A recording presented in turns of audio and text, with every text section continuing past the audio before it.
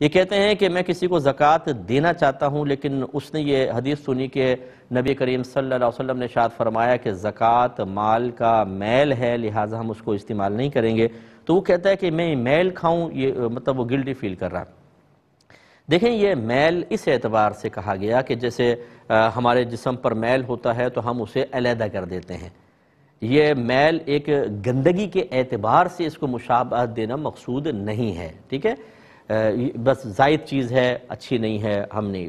نبی کریم صلی اللہ علیہ وسلم کی ذات بڑی ارفع اور اعلیٰ ہے، اور آپ کی نسل پاک جو ہے وہ بھی ارفع ہے، تو اس کے لیے یہ منع کیا گیا کہ وہ زکوٰۃ وغیرہ استعمال نہ کریں، کیونکہ یہ اضافی چیز ہوتی ہے، اس کو نکالا جاتا ہے۔ لیکن اس میں اس طرح کی گندگی معاذ اللہ نہیں ہے جیسے میل کی ہے، اس کو صرف سمجھانے کے لیے سرکار نے بیان فرمایا۔